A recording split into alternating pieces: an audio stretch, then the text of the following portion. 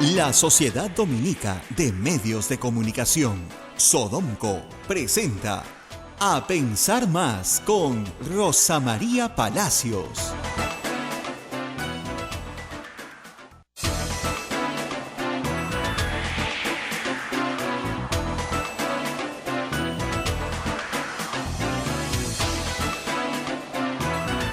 Muy buenos días, señoras y señores, bienvenidos a Pensar Más con Rosa María Palacios a través de las emisoras de la Sociedad Dominica de Medios de Comunicación.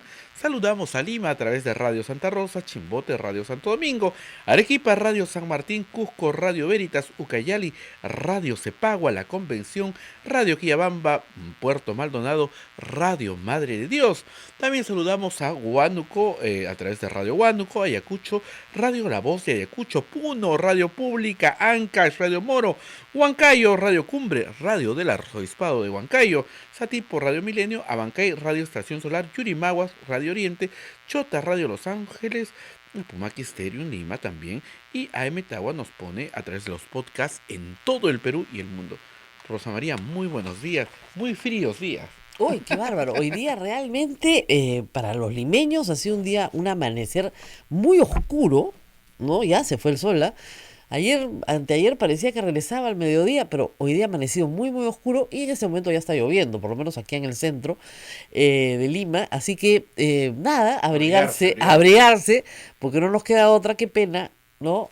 Siempre el invierno empieza en junio. ¿Qué ha pasado? Bueno, la verdad es que las cosas están como para que el clima se ponga del color de las cosas, ¿no? Gris. Ayer, durante la transmisión de este programa, estuvo con nosotros la ministra Paola Bustamante. Hacia el final de nuestra conversación, ella invocó a la ciudadanía a defender la reforma política que defiende el gobierno. Y lo hizo, la verdad, con entusiasmo y creo que yo con más eficacia que el propio premier hasta ese momento, ¿no? Así es, así es. Es más, cuando se fue, le dije, usted debería ser la primera ministra porque defiende las reformas. Bueno, y mientras estábamos terminando la entrevista, observábamos en la pantalla que está dentro de esta cabina que el presidente salía del Palacio de Gobierno y se dirigía al Congreso. Pero no teníamos más información que esa. Luego, como ustedes saben, bueno, la ministra se fue y yo me fui a trabajar a mi otro trabajo, acá a la República, ¿no? Solo el pluriempleo salvará al periodista peruano. Entonces, mientras eso ocurría, el presidente, ya alrededor de las 10 de la mañana, cuando había terminado, habla con los medios y les dice que, que está yendo al Congreso a protestar. Básicamente es un acto de protesta.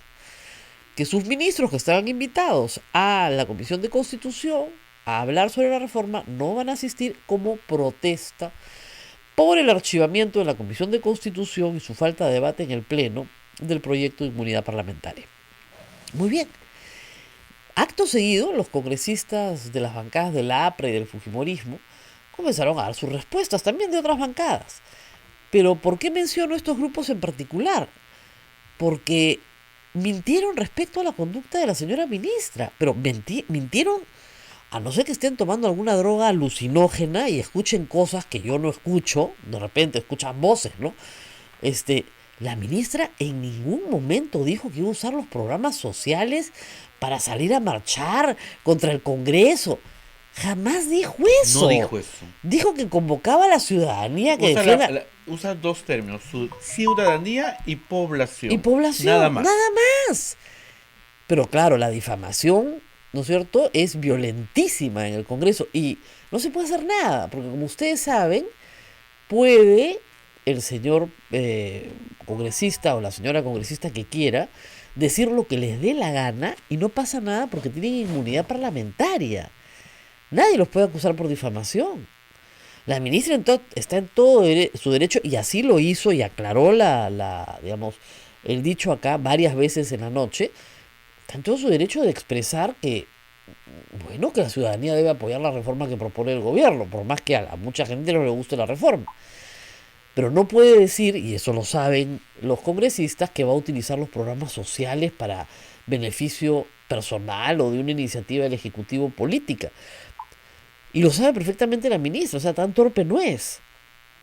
Sin embargo, la pueden difamar y ella no puede acusar por difamación a los congresistas. Y la ha difamado Luz Salgado, sí, la ha difamado Velázquez Quesquén, Gilbert Violeta. Gilbert Violeta. La han difamado. Yo quiero creer que no escuchan este programa y que alguien les habrá dicho, un asesor perdido. Pero lo que han cometido ayer los tres es difamación, o como repito, una grave alteración de la conciencia debido al consumo de una sustancia alucinógena que hace que escuchen cosas que no se dicen o las escuchan deformadas.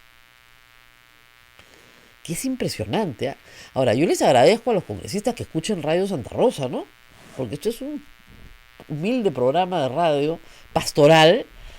¿Ya? Hemos hablado ayer muchísimo de programas sociales y de todo lo que se está haciendo.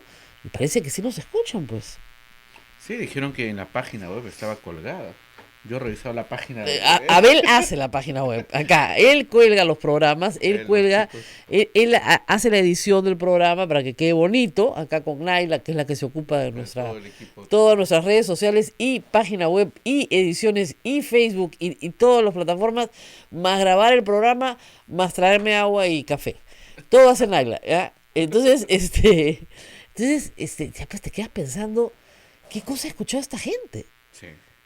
Es increíble el nivel de mentira. Uno queda pensando. En fin.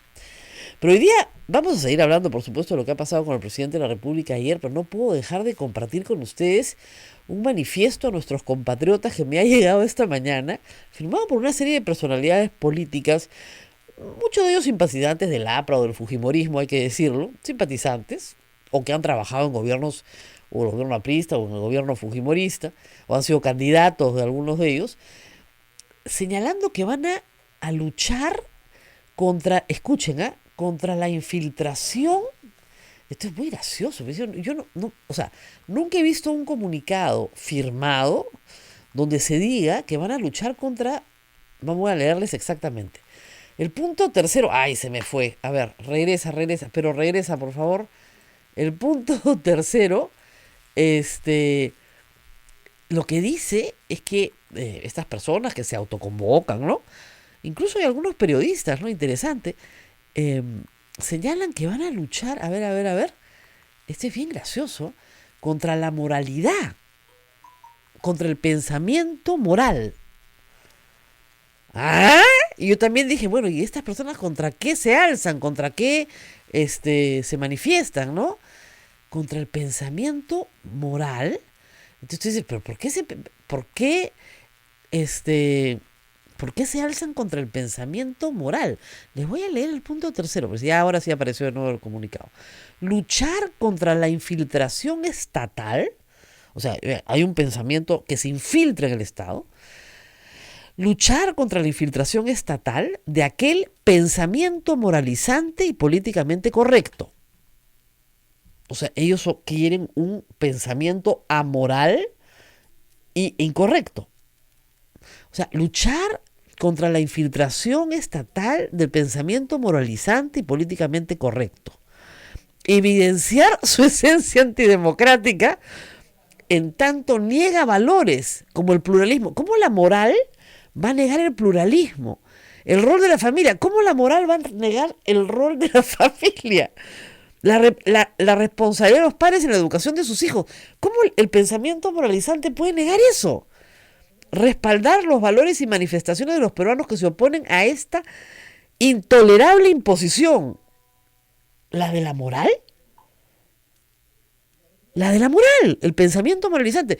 Y esto lo firma, les leo, excongresistas como Juan Carlos Seguren, qué sé yo, Rafael Rey, periodistas como Víctor Andrés Ponce, Mariela Balbi, o sea, tú lees José Barba Caballero, González Posada, Sumaeta, personas, obviamente Javier Biestein, y todas estas personas firman, muy contentos, señalando además que hay una, persecución judicial, ¿no? Dice, condenar el uso de mecanismos jurisdiccionales para enfrentar a políticos y perseguir rivales. Miren, los únicos que han usado mecanismos jurisdiccionales para enfrentar a políticos y perseguir rivales tradicionalmente han sido los apristas. Si no, traemos a Pedro Cateriano y les cuenta cómo es, ¿no? Lo que está pasando hoy día es que está Susana Villarán en la cárcel, Keiko Fujimori en la cárcel, Ollanta Humala y Nadine Heredia a punto de enfrentar un proceso judicial porque ya tienen acusación fiscal. Alan García se suicidó. O sea, acá no hay un mecanismo jurisdiccional utilizado para enfrentar a la política, ¿no? Es alucinante. Además, sigue ese mismo punto 2 diciendo esto implica separación de poderes, recuperar la autonomía de la judicatura y del Ministerio Público. ¿Y cuándo no han sido autónomos? Como si fueran dependientes de quién, ¿del legislativo o del ejecutivo? Presumo que el ejecutivo, ¿no? Justamente dice, igualmente rechazar las pseudo teorías jurídicas y procesales que justifican la criminalización de la política. Es algo así como, oigan, por favor, déjennos robar tranquilos, ¿ya? Los políticos hemos robado siempre, ¿qué pasa acá, caramba? ¿No? ¿Por qué están criminalizando la política? Es increíble, y esto está firmado por gente que yo considero más o menos inteligente, ¿no? Es una cosa que yo creo que lo han firmado sin saber lo que estaban firmando. ¿Ah?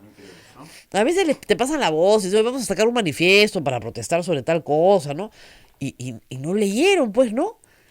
Pero es impresionante, ¿no? Dice que hay una distorsión y un mal uso de la reforma política y la lucha anticorrupción, ¿no? Y todo el mundo dice, ¿qué estamos leyendo? A no ser que vivan en una realidad paralela que yo desconozco. Lo he colgado en mi Twitter para los interesados, porque eso, bueno, o sea, yo digo, nunca había visto un aviso firmado contra la moralidad y lo correcto, y bueno, hay que agradecerle a los firmantes la sinceridad si es así, ¿no? Pero, en fin, vamos a ver si de alguna manera, alguien sabe aclarar qué cosa han querido decir, ¿no? Pues están en contra de la moralidad. En contra, este pensamiento nefasto. ¿La moralidad es un pensamiento nefasto? Qué cosa tan rara. Bueno, hablando de denuncias, estamos en la línea telefónica con Londres. Nunca hemos ido tan lejos. Está con nosotros Augusto Rey, con el que vamos a hablar. Él ha sido acusado el día domingo en un programa de televisión de tener una relación inapropiada o ilícita, se ha querido decir, con la empresa OAS. Y se han enseñado una serie de correos electrónicos institucionales que salen del mail de la municipalidad, que de acuerdo a la información presentada y de la forma en la que ha sido presentada, denotan un tratamiento, digamos, como lo reitero, incorrecto. Vamos a ver qué nos dice Augusto Rey. Augusto, muy buenos días. Muy buenos días, Rosa María. Muchas gracias. Bueno, queríamos saber ¿cómo respondes exactamente a la información que se ha propalado?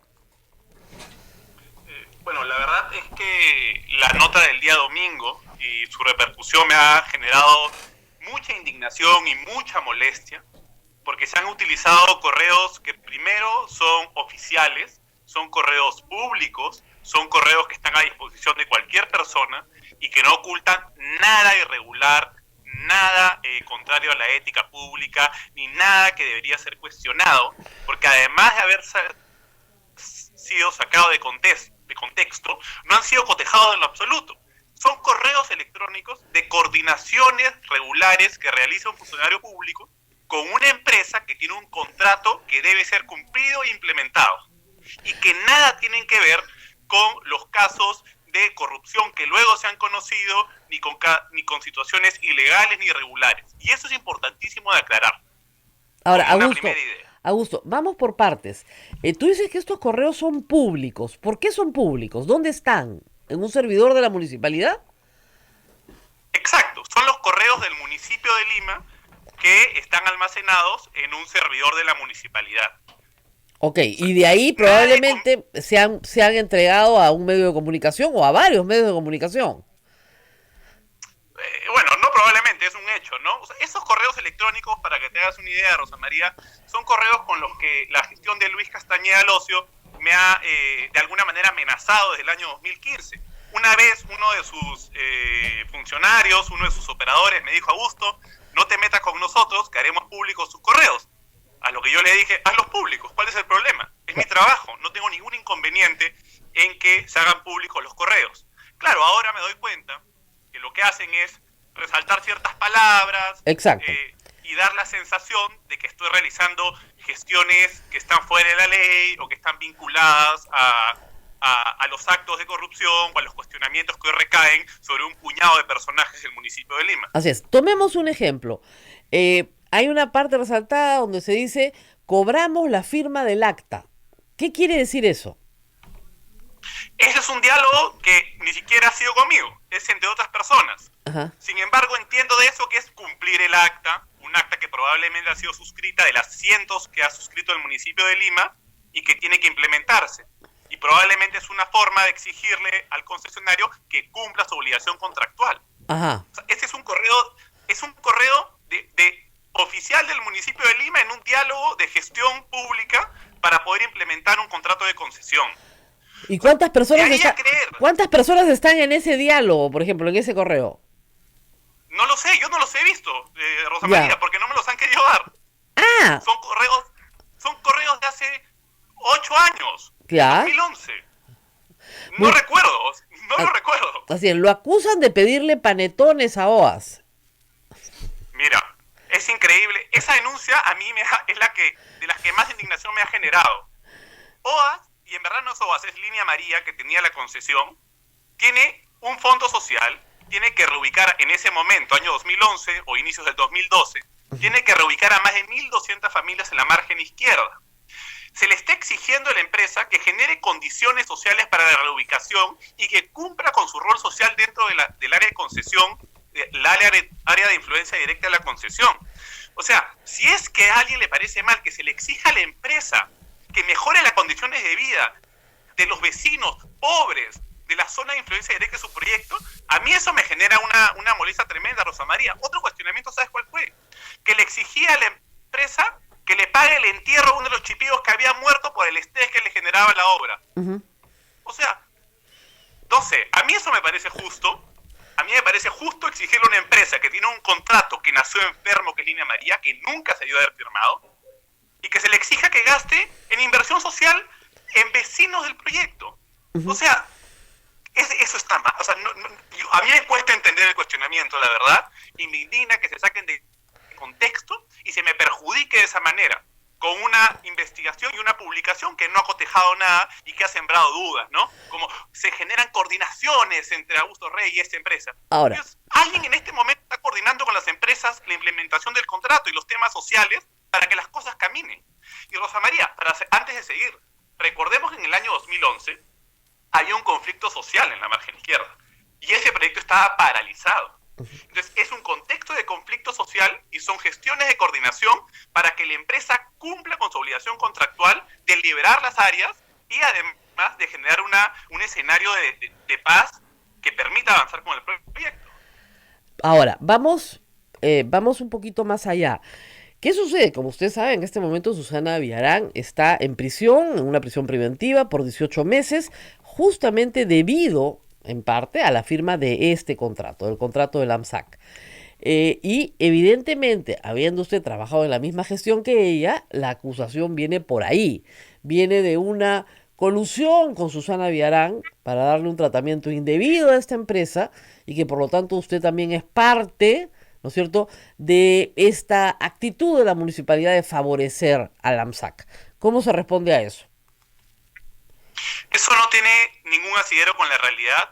Primero, porque yo no he negociado los contratos, no los he firmado, no he participado en el proceso, no tenía la función ni la competencia para hacerlo. Yo era un funcionario de un rango mucho menor que generaba las coordinaciones para implementar un contrato de concesión vigente desde el año 2009. Además, esto es entre el año 2011 e inicios del 2012, que es un contexto totalmente distinto al cuestionado posteriormente. Entonces, Ahora, cuando se va a esa información, se generan bastantes dudas. En ese momento no había habido la adenda famosa, no había habido los financiamientos ahora reconocidos. Esto es mucho antes. Muy es bien. una implementación de un contrato.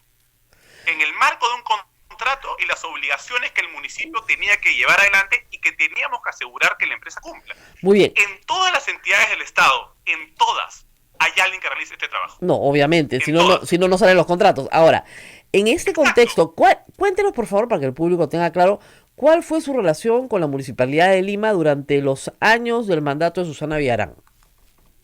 Yo fui asesor de la Gerencia de Promoción de Inversión Privada, que es la oficina que administra los contratos de concesión y que tiene que velar por el cumplimiento de los mismos.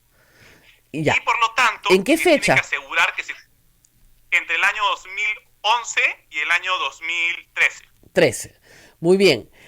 ¿Tuvo alguna participación entonces en la elaboración de el contrato que finalmente se firma con Odebrecht para Rutas de Lima o en la adenda que se firma con OAS el mismo año, en el 2013?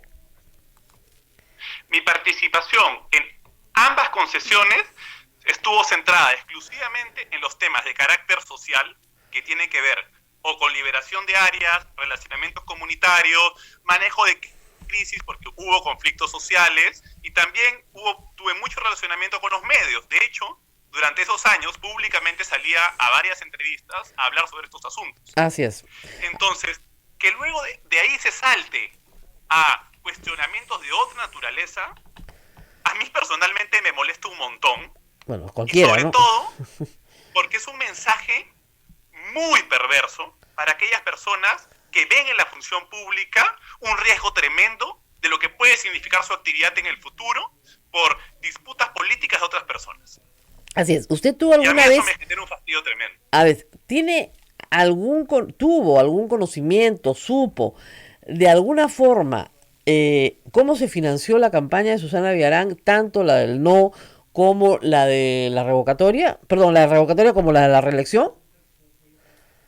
Cada vez que se solicitó información sobre esos asuntos, se nos informó que había una serie de financistas que serían reportados en el informe final en ambas campañas y que quienes manejaban los recursos iban a cumplir con esa obligación que se tenía. Y frente a eso, quienes hemos estado ahí, hemos confiado en esa información. Entonces, ahora nos damos cuenta que ha existido información adicional que no se nos fue reportada, y frente a eso creo que ha generado la molestia de muchos de nosotros que públicamente hemos demostrado nuestro malestar. Hoy no tiene ninguna relación con Susana Villarán. No tengo ninguna relación con ella. ¿Está molesto con lo que ha sucedido, por haber sido engañado, porque les mintieron? Lo más grave de todo esto, Rosa María, es que muchas personas que han trabajado realmente de manera honesta, comprometida, o que han realizado su derecho a la actividad política públicamente, hoy se ven cuestionados injustamente. Y yo creo que hay que saber separar la paja del trigo. Identificar a aquellos que han actuado al margen de la ley y a aquellos que han actuado con compromiso con su trabajo. O sea, así como a mí se me está cuestionando injustamente por haber realizado mi trabajo en un momento determinado, yo creo que ningún funcionario público debería estar en una situación similar. Primero, porque las responsabilidades son individuales. Y segundo, porque de esa manera estamos licuando a la gestión pública de funcionarios comprometidos y con capacidad técnica. Se está sembrando miedo y se está asustando a la gente. Y eso está mal. Y eso hay que detenerlo de una vez por todas. Ahora, ¿hay algún proceso abierto en el Perú, investigación de cualquier tipo contra usted? Tenía una investigación contra la fe pública del año 2011 que entiendo se ha archivado. Pero eso es lo que tengo conocimiento. No hay más. Ahora, No que me haya notificado. Ahora, ¿por qué alguien tendría interés, ya lo contó al principio, pero hay que recordarlo, en atacarlo de esta manera, sacando de contexto las comunicaciones habituales de su oficina? ¿Por qué?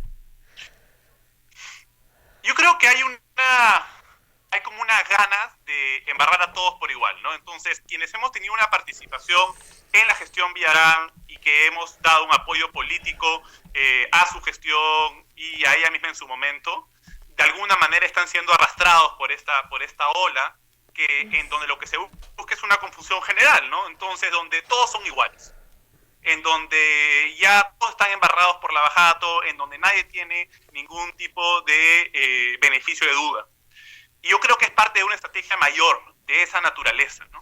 Cuando yo en este momento no estoy involucrado en política, yo estoy en este momento estudiando una maestría desde hace casi o ya más de 8 meses y me encuentro con esta suerte de denuncia que en realidad no tenía ninguna denuncia, no se me denuncia de nada, no se me acusa de nada, simplemente claro, me generan dudas sobre un tema de hace 8 años. Por eso le preguntaba, porque quería saber de qué delito se le acusa. No lo De sabemos. ninguno que yo sepa. Sí, ok. Ya, o sea, No, no hay delito alguno, sino simplemente una forma de hablar que sacada de contexto puede parecer ligera. Sí, o sea, me parece que soltar palabras del tipo donación, acta, pago, Claro. de manera aislada, en un contexto como este, evidentemente genera dudas. Pero cuando no se dice que son correos institucionales de coordinaciones de un contrato de concesión, y cuando se habla de pagos en el marco del contrato de concesión al municipio de Lima, al Tesoro Público, que todo puede ser fácilmente comprobado, que cuando se habla de o panetones, se habla Claro. de el relacionamiento comunitario de la empresa con los vecinos de la margen izquierda. Entonces, yo creo que ahí hay que ser muy claros y no sembrar dudas sobre funcionarios honestos que no tienen nada que ver con las acusaciones de corrupción que hoy tienen a gente en la cárcel.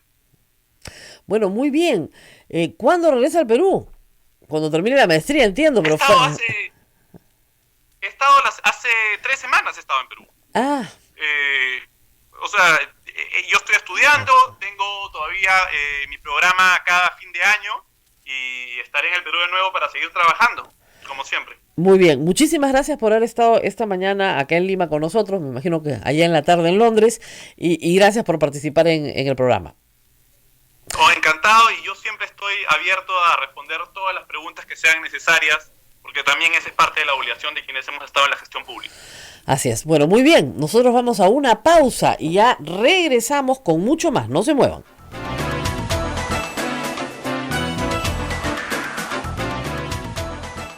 Sodomco, Sociedad Dominica de Medios de Comunicación.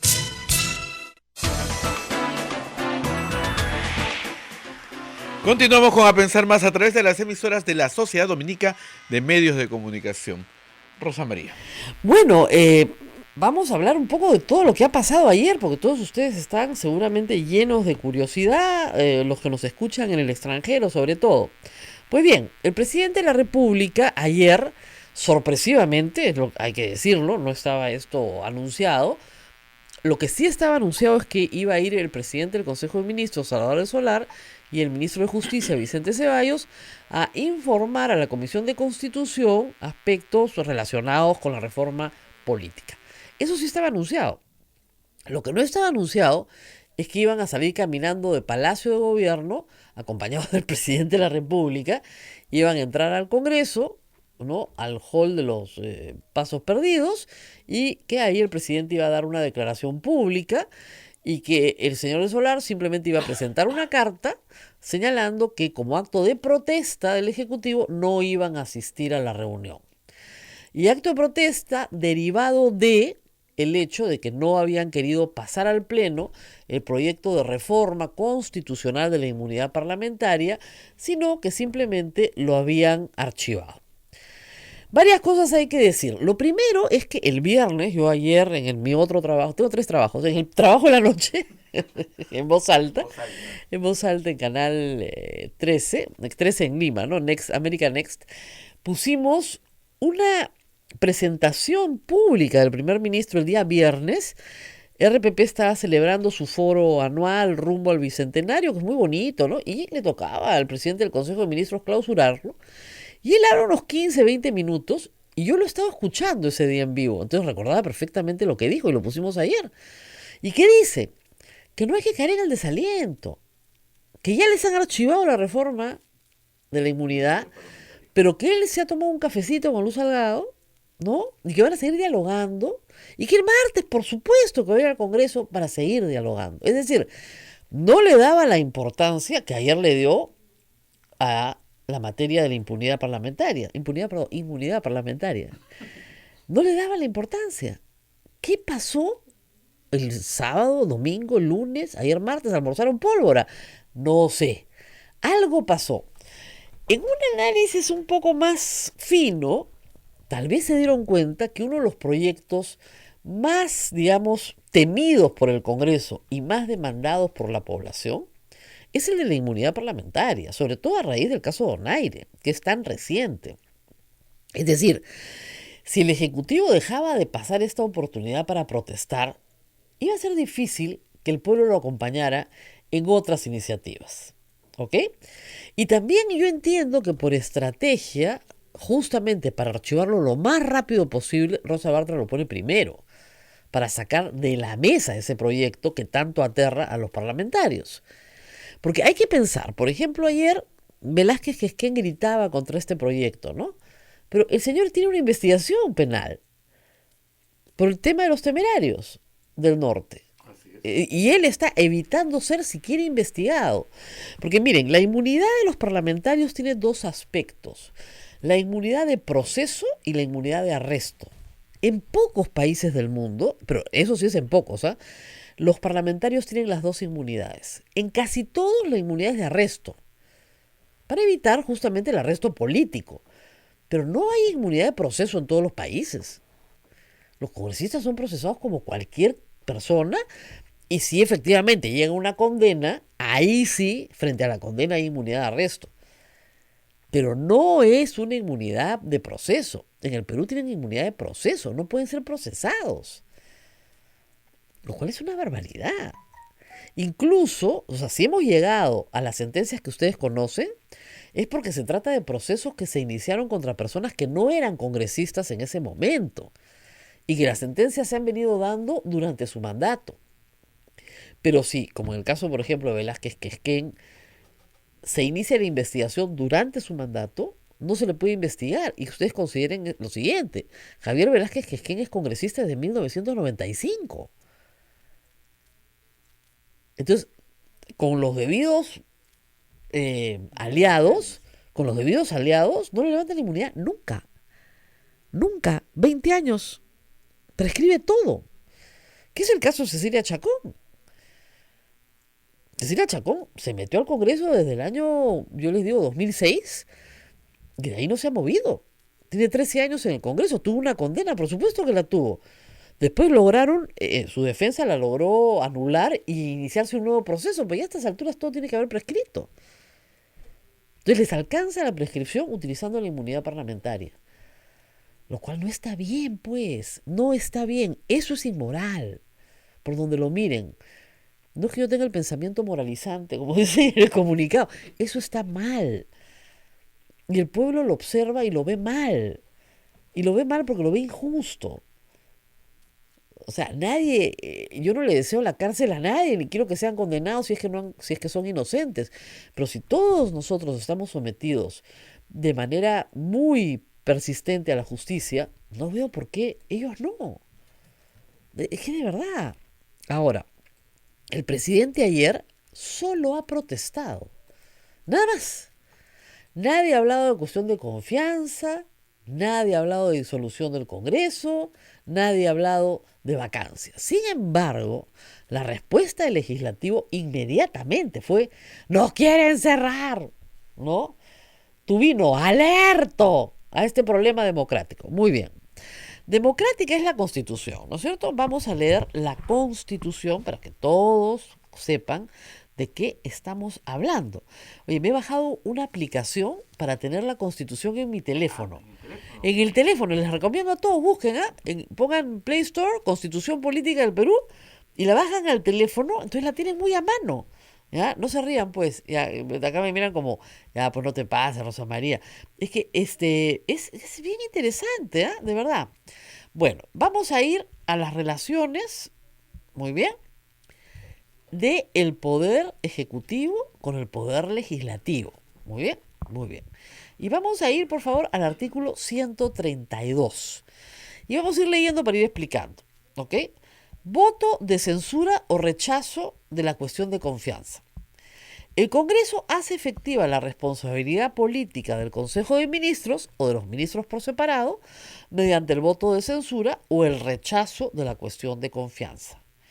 Esta última solo se plantea por iniciativa ministerial. Toda moción de censura contra el Consejo de Ministros o contra cualquiera de los ministros debe ser presentada por no menos del 25% del número legal de congresistas. Se debate y se vota entre el cuarto y el 10º día natural de su presentación. Su aprobación requiere del voto de más de la mitad del número legal de miembros del Congreso. ¿Cuál es el número legal de miembros del Congreso, Naila? ¿Número legal de miembros del Congreso? ¿Ah?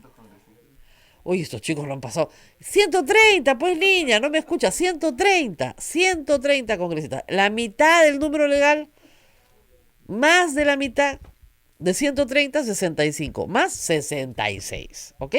Entonces, para aprobar una censura o el rechazo a la cuestión de confianza, necesitas 66 votos.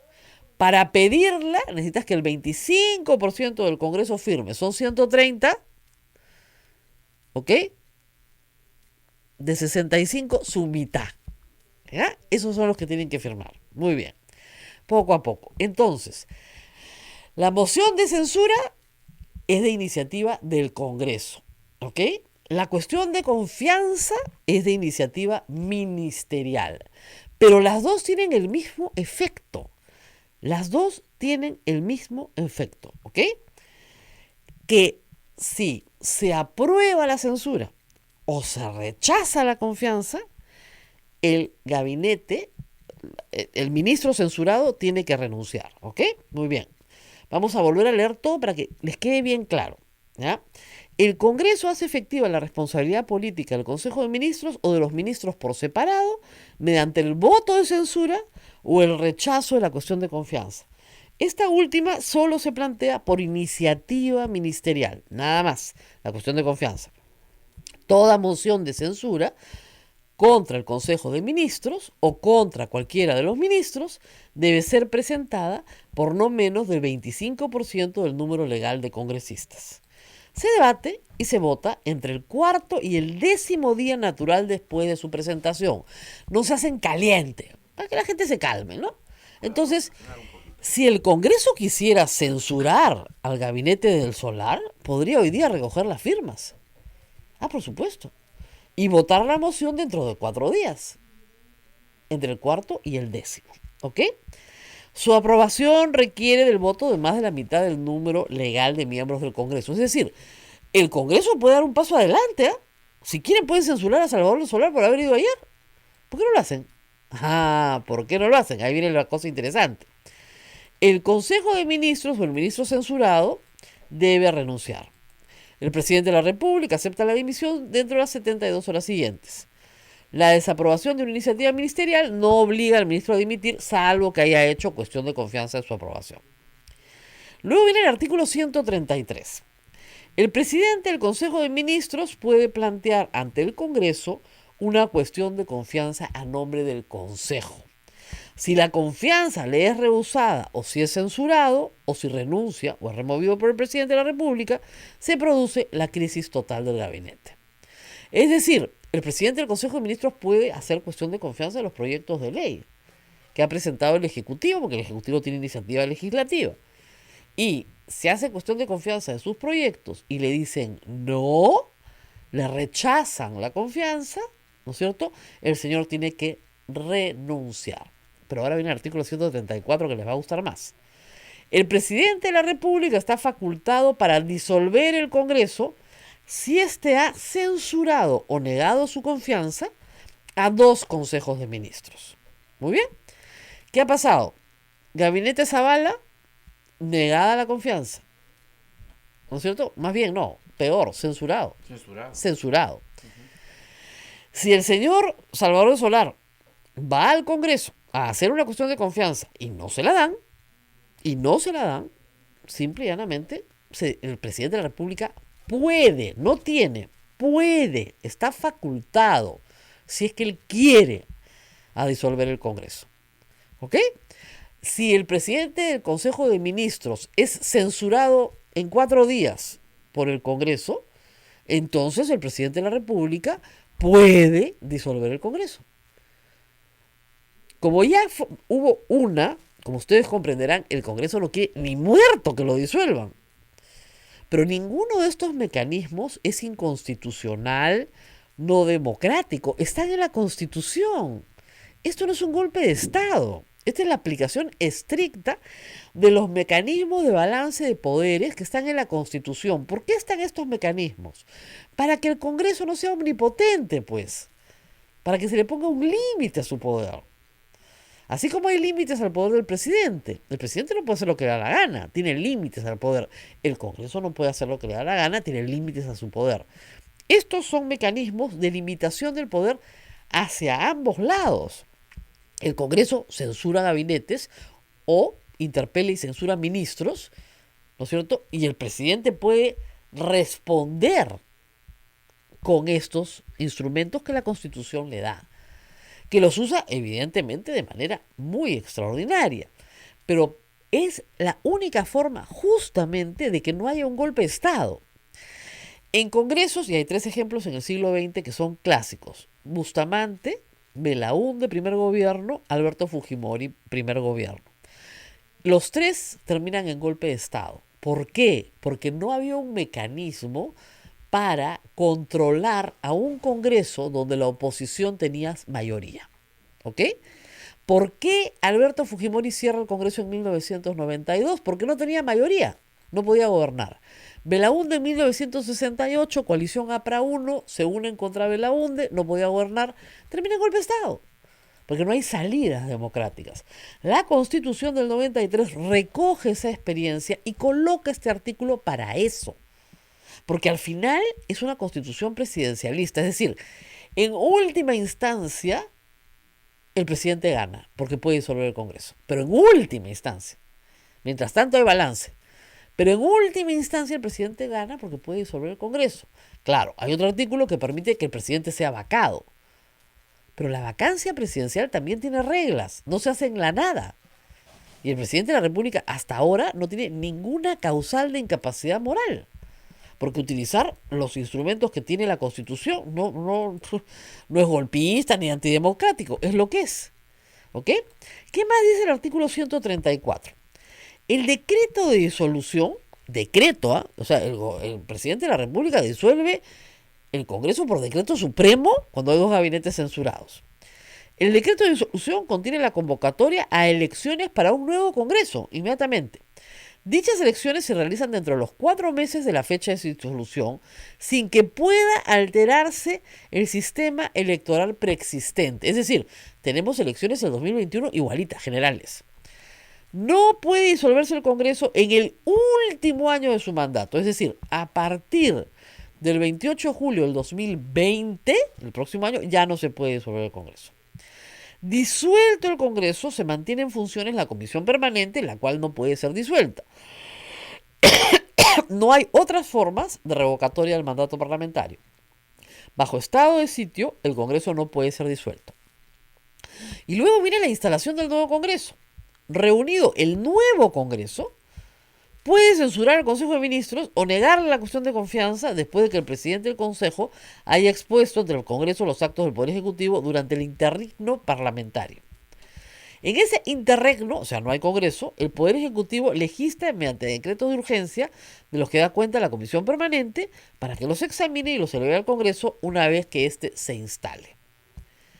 Restitución de las facultades del Congreso disuelto.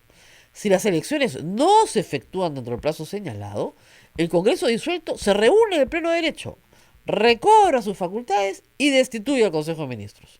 Ninguno de los miembros de este puede ser nombrado nuevamente ministro durante el resto del periodo presidencial.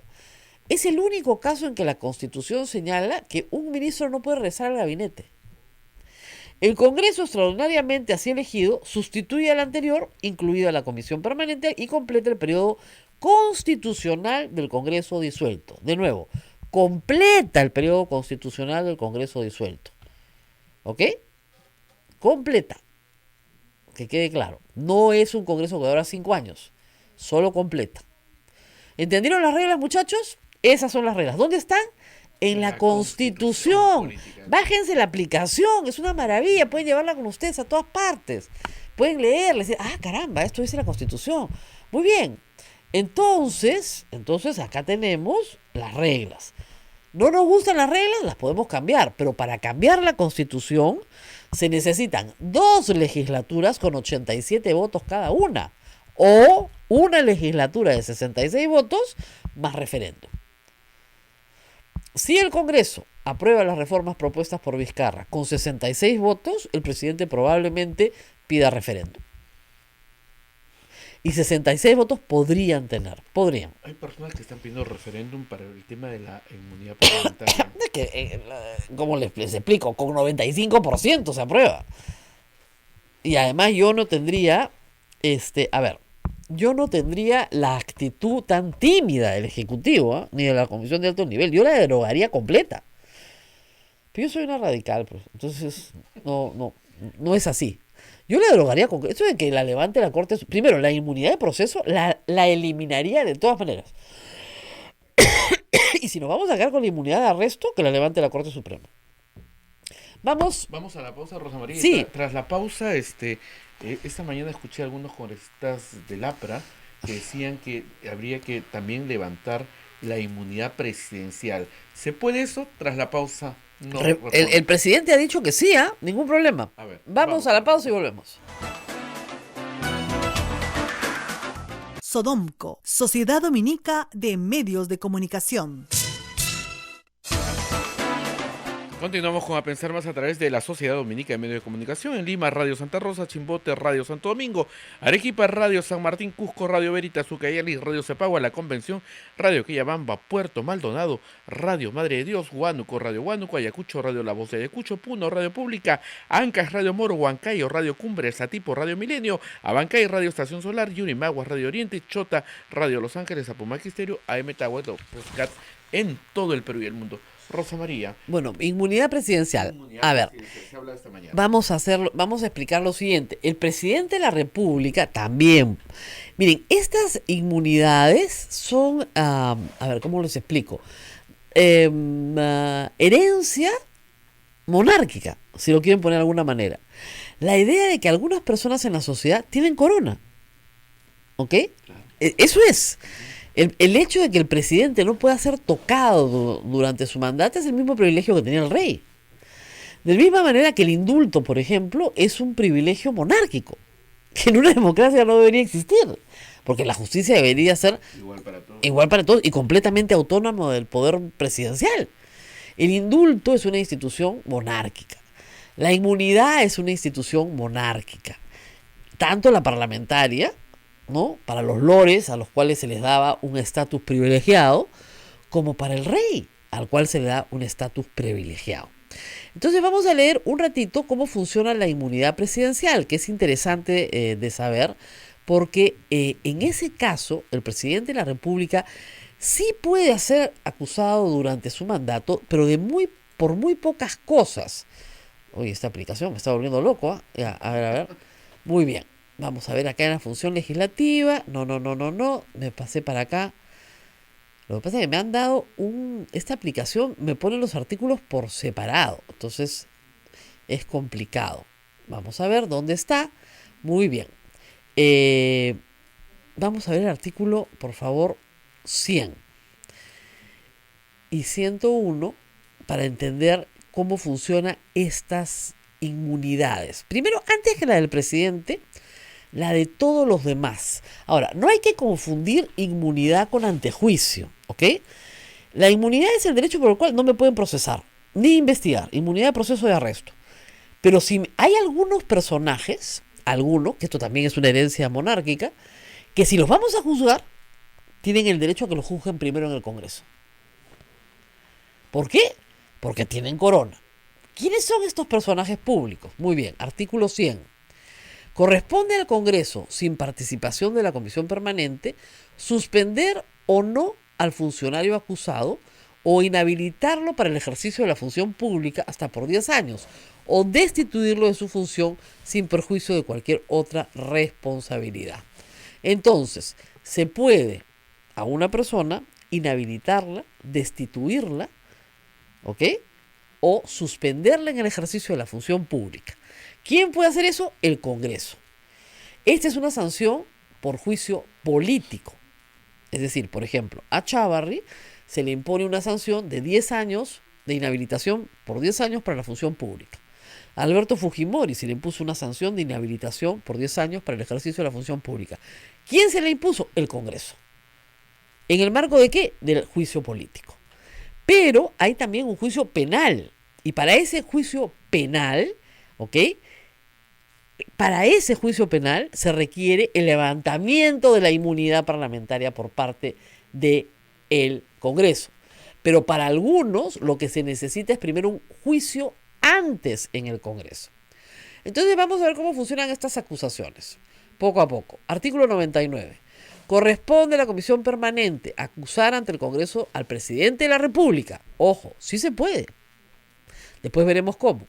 A los representantes al Congreso, a los ministros de Estado, a los miembros del Tribunal Constitucional, a los miembros del Consejo Nacional de la Magistratura, a los vocales de la Corte Suprema, a los fiscales supremos, al defensor del pueblo, al Contralor General, por infracción de la Constitución. Por eso se les suspende, se les destituye, se les inhabilita por infracción de la Constitución y por todo delito, ahí viene la parte penal, que cometan en el ejercicio de sus funciones y hasta 5 años después que hayan cesado en estas. Entonces, si yo fui ministro, primero me tienen que acusar en el Congreso por todo delito cometido en el ejercicio de mis funciones. Si es un delito que no es cometido en el ejercicio de mis funciones, entonces no tengo este trámite. No hay acusación constitucional. Un delito cometido antes de que fuera ministro o después de que fuera ministro, o un delito cometido no en el ejercicio de mis funciones. Por ejemplo, yo soy ministro y una noche tomo mucho, agarro un carro y atropello a alguien y lo mato. ¿Es delito? Por supuesto que es delito. Pero no estoy en el ejercicio de mis funciones, estoy ebrio. ¿Se dan cuenta? Entonces, los delitos cometidos en el ejercicio de las funciones, hasta 5 años después de dejado el cargo, se tramitan a través de una acusación constitucional. ¿Entienden bien?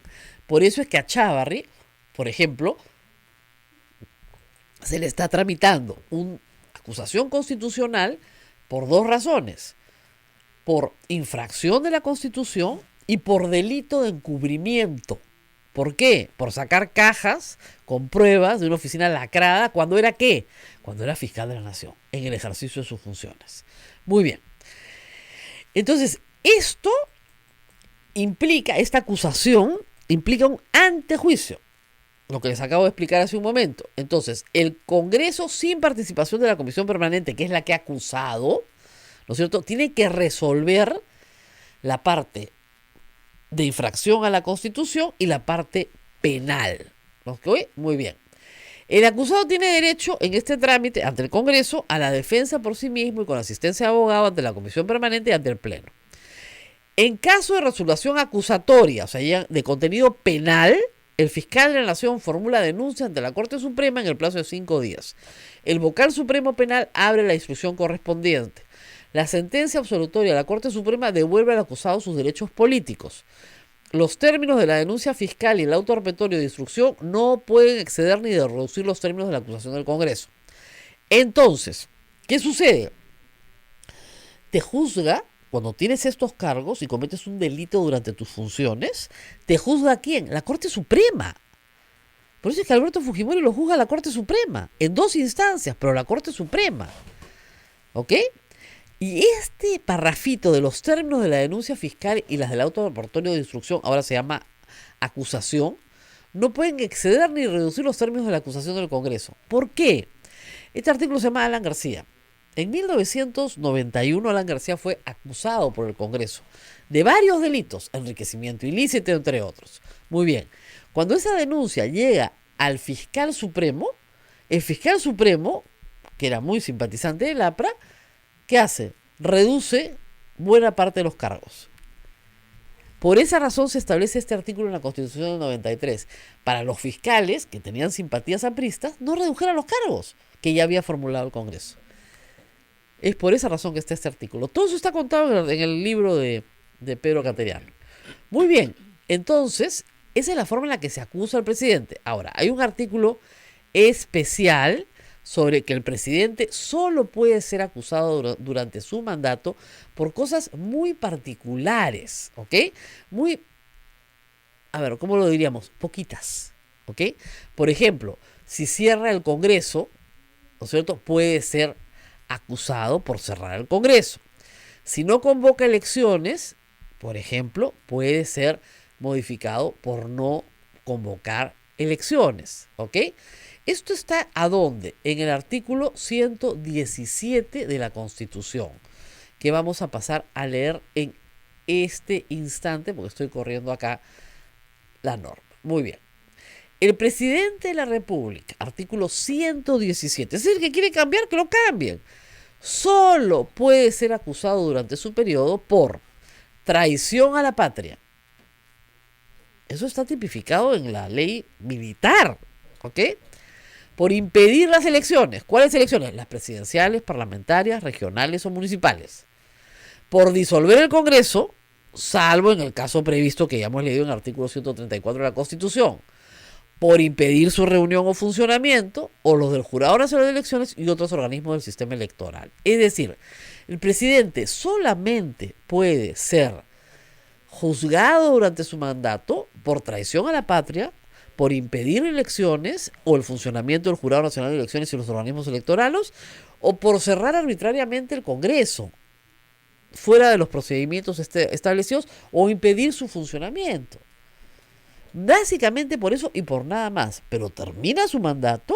Miren ustedes, Ollanta está siendo juzgado, Alejandro Toledo está siendo juzgado, Alan García iba a ser juzgado, Alberto Fujimori está preso. O sea, no es que la inmunidad sea eterna, ni mucho menos. La idea es que le des estabilidad a la presidencia mientras dura. Mientras dura.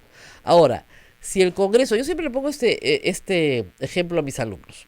Si el presidente no puede ser juzgado salvo por traición a la patria, impedir el funcionamiento del Congreso o impedir las elecciones, ¿qué pasa si el presidente de la República comete un delito flagrante?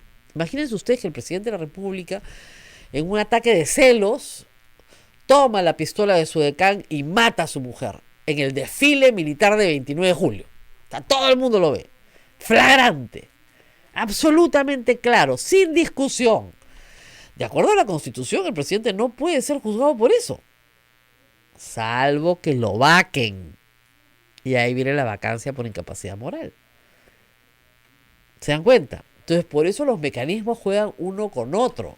Efectivamente, aún en un crimen flagrante, no lo pueden juzgar de acuerdo a la Constitución. Ahora, ¿quieren añadirle crimen flagrante? Que le añadan, pues, crimen flagrante, y ya está. O que le añadan que el presidente de la República no tiene inmunidad, pues, y que lo pueden juzgar como cualquier hijo de vecino. ¡Perfecto! El presidente ha dicho, si quieren discutir mi inmunidad, yo encantado, ¿eh? Ningún problema. Pero no quieren, pues, lo que no quieren es discutir la inmunidad de nadie. Ni la de ellos, ni la del presidente.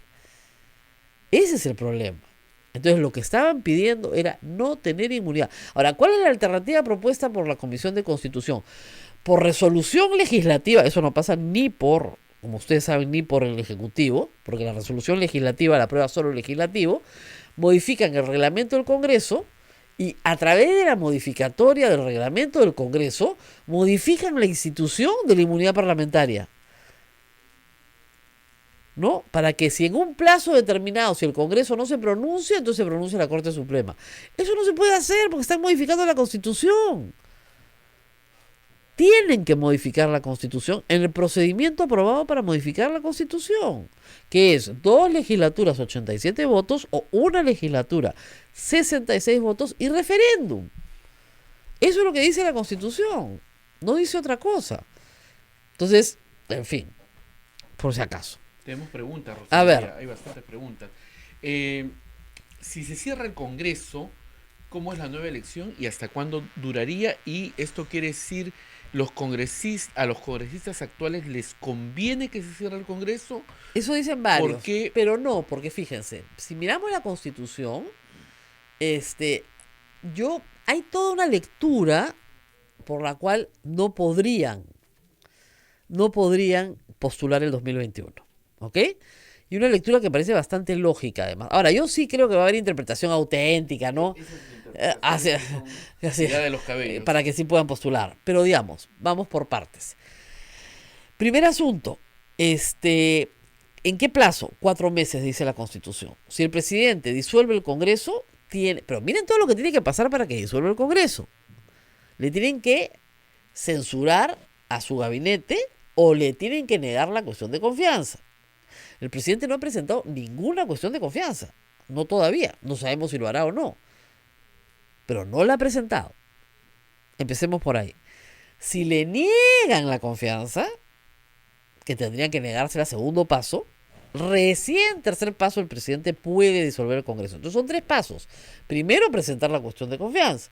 Segundo, que te nieguen la cuestión de confianza. Tercero, que disuelvas el Congreso. ¿Ok? Si se disuelve, tienes que convocar a elecciones en 4 meses. Y en 4 meses se convoca elecciones, plazo máximo. ¿Queda la comisión permanente? Queda la comisión permanente, que son 20 personas, pero el Ejecutivo asume la legislación por decretos de urgencia. Todas las leyes salen por decreto de urgencia. Ahora, tú no puedes modificar la Constitución por decreto de urgencia. ¿Ok? Pero sí, algunas reformas podrían darse por decreto de urgencia en la medida que el Congreso las convalide después, el Congreso que vaya a ser elegido. Los actuales congresistas no pueden postular, porque están prohibidos. La discusión va a ser si pueden postular el 2021. Pero en estas circunstancias yo les diría a todos que se calmen, porque salvo con casos contados con los dedos de la mano, no creo que, aun cuando no hubiera prohibición, yo creo que muy pocos se reelegirían en el 2021. ¿De los actuales? Sí. No más de 10. Como mucho. ¿Eh? Pero como mucho. Aun cuando los dejaran postular. Así que cálmense todos. Pero lo que sí hay que decir es que al final de cuentas, sea una u otra la interpretación, lo cierto es que eso es un evento traumático para la democracia. Uno no puede estar cambiando Congreso así nomás, ¿no? Yo sé que muchos de ustedes quieren que caiga el Congreso, ¿no? Disolver, y lo odian. El 80% de la gente, por ejemplo, dice en una encuesta hoy que no quiere que Fuerza Popular presida la mesa directiva del Congreso. Porque claro, lo que han visto en los últimos 3 años no es positivo. Pero Fuerza Popular tiene el mayor número de congresistas que, reitero, no llegaron ahí solos, llegaron con los votos de la gente. Llegaron con voto popular. Con poco voto, ¿no? Porque hay congresistas que tienen 10.000 votos preferenciales, no tienen más que eso, pero con el voto de su partido, que fue gigantesco. Entonces, no les gusta, voten bien la próxima vez, ¿no? Piénsenlo bien. Ahora que el Congreso está nuevamente alineado, ¿tú crees que pueden preparar una vacancia express, así como para PPK? ¿Necesitan más de 70 votos? ¿Los tienen? Necesitan más de 87 votos. Necesitan 88 votos. Miren, pueden tenerlos, ¿eh? La conducta de Acción Popular y de APP ayer ha sido muy parecida a la del Fujimorismo y el APRA. Muy parecida. El presidente cuenta con una bancada de 10 personas, nada más. Parte de la izquierda lo puede apoyar, pero parte de la izquierda tiene otro juego. Parte de la izquierda quiere que todo se disuelva para convocar una asamblea constituyente, que además eso sí es inconstitucional. Solo lo puede hacer un nuevo Congreso.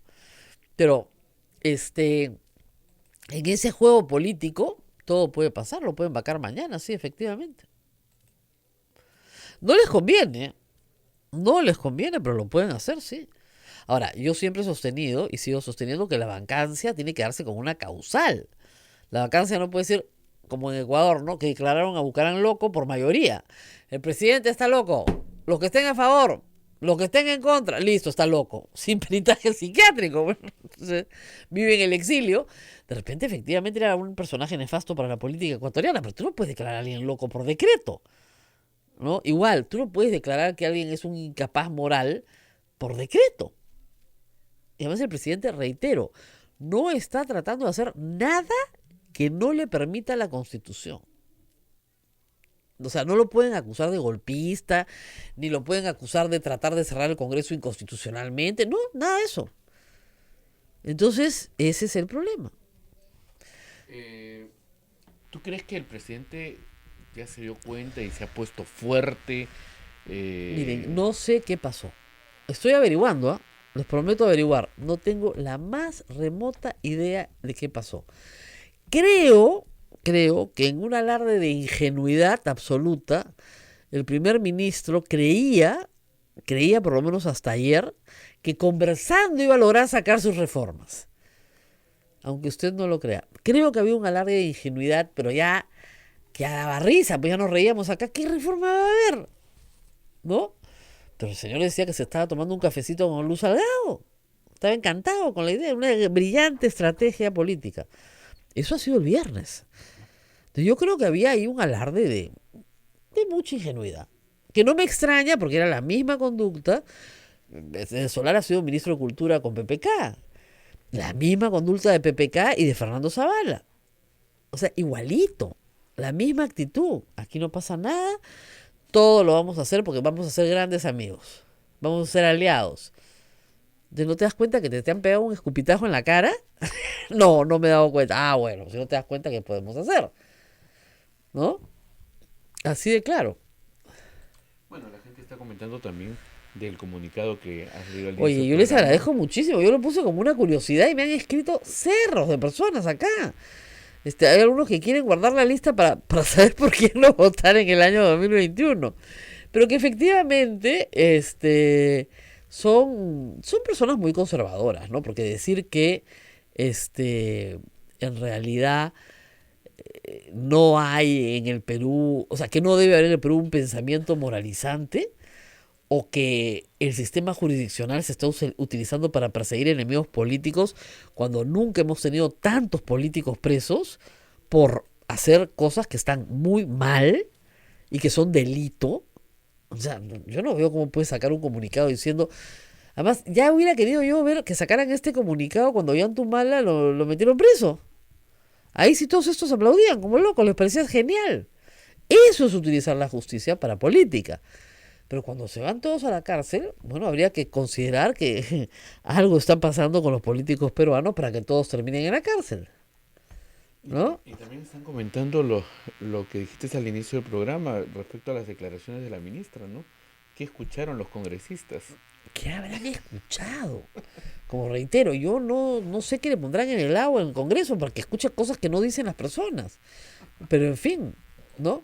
Bueno, gracias por todas sus por todos sus comentarios sobre el comunicado ese. Yo no quería hacerle tanta publicidad, la verdad, porque estas personas publican sus comunicados donde se los publican, ¿no? Me imagino, son avisos pagados.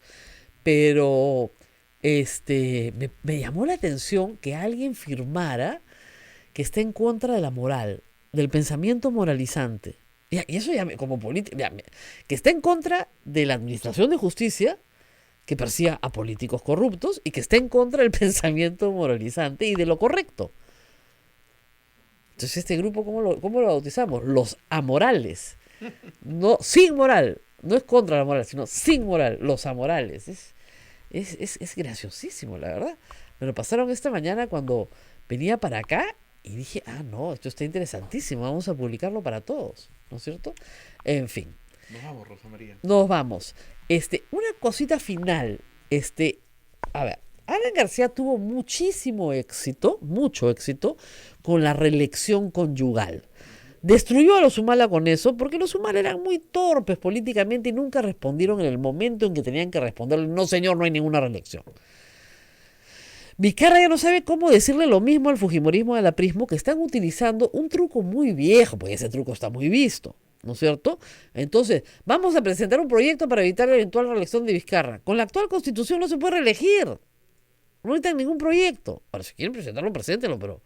O sea, no, ya lo presentaron ayer, da lo mismo, no se puede reelegir. Ese truco, reitero, lo usó Alan García con un par de torpes políticos como eran los esposos Humala, que en vez de salir y contestar el primer día, se hacían lo vamos a contestar, no está en mi agenda, hoy no está en mi agenda, les vamos a contestar ni un minuto antes ni un minuto después, que sufran. Bueno, pues ahí tienes, ¿no? Están presos, están camino a prisión. Pero básicamente... En la primera prisión preventiva que tuvieron, con el aplauso de toda la clase política, fue porque Alan García tuvo una efectividad tremenda colocando el tema en la reelección conyugal. Entonces, los genios del fujimorismo creen que pueden hacerle lo mismo a Vizcarra. Pero chiste repetido, pues sale podrido. O sea, es ridículo. Vizcarra no se quiere reelegir. No, de repente en 2 periodos, en fin, cuando pasen otros, ¿no? Pero en fin. Bueno, me están diciendo aquí que me agradecen mucho a mí y a los que han firmado este comunicado, a ver cómo han puesto acá, porque en tan poco espacio se junten todos los ideólogos filo-afro-fujimoristas para que puedan ser ahora fácilmente reconocidos. ¿No? Impresionante. Es que el manifiesto es impresionante, ¿no? Impresionante. Pero yo digo, nunca he leído algo donde la gente diga que está en contra de la moralidad. ¡En contra! No se habrán equivocado. No, que se ha infiltrado la moralidad. Se ha infiltrado, así dicen.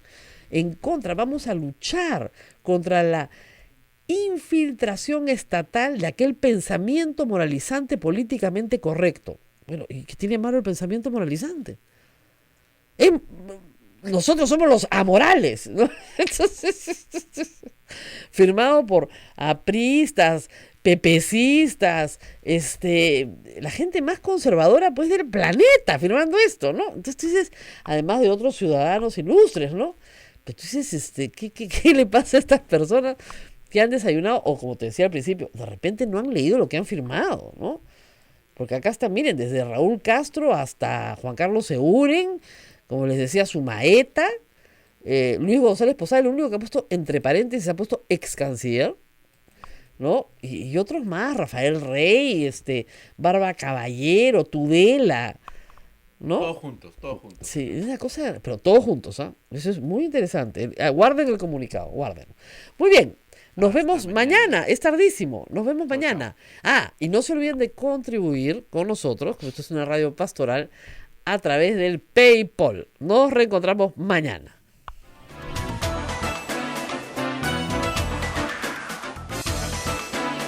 Hasta aquí, A Pensar Más con Rosa María Palacios.